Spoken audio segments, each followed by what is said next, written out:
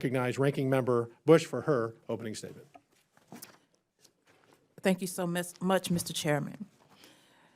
St. Louis and I are here today to have a serious discussion about what energy security looks like for people, not corporations. This hearing is not that discussion. If House Republicans actually cared about preventing an energy and economic crisis from happening, they would commit to investing in renewable energy.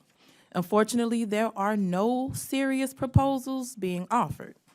Rising inflation caused by Russia's violent invasion of Ukraine and COVID-19 pandemic-related supply chain shortages, combined with dangerous corporate greed and a reliance on fossil fuels, has left the United States in a tenuous position of expensive, unreliable, and unsafe energy.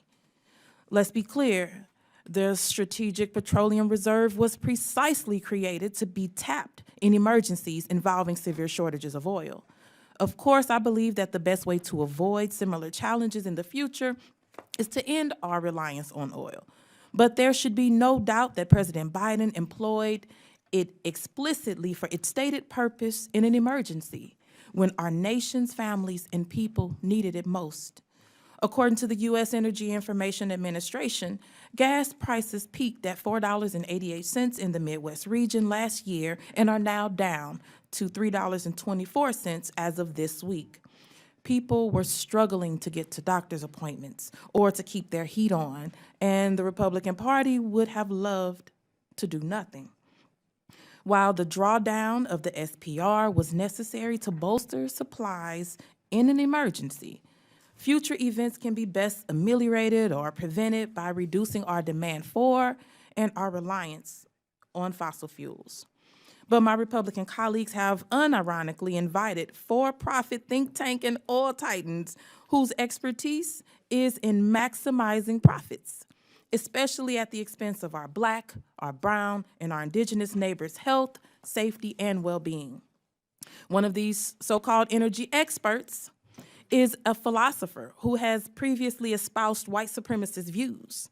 For instance, in his 2000 college newspaper, he wrote, quote, "The African and American Studies Department has 23 classes. In many of these classes, African culture is presented Mr. Chairman, not as I demand inferior." the gentlelady's words be taken down. She just called the witness a white supremacist. No, I referred to the words, not to the person, not to him, the words. The gentlelady is referring to the witness's statement and referred to him words? as a white supremacist. I would like a I parliamentary did inquiry not. into The having chair- the no, gentleman's excuse me. I did words not. taken down. The chair recognizes Congresswoman Boebert. Thank you, Mr. Chairman. I would like a parliamentary inquiry into taking down the gentlelady's words, the ranking member's words, for insinuating that our witness made white supremacist statements using his words. Okay. Okay. The chair cannot take down words that are directed toward a witness, only to other members. All right. Chair recognizes Ranking Member Bush to continue her opening statement.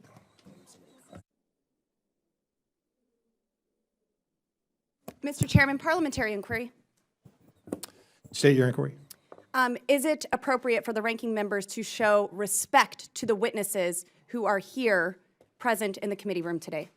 I think it would obviously be warranted to show respect for any witness. I would like that sentiment to be expressed and the members to be reminded to show respect to our witnesses who are here today. Thank you, Mr. Chairman. I yield.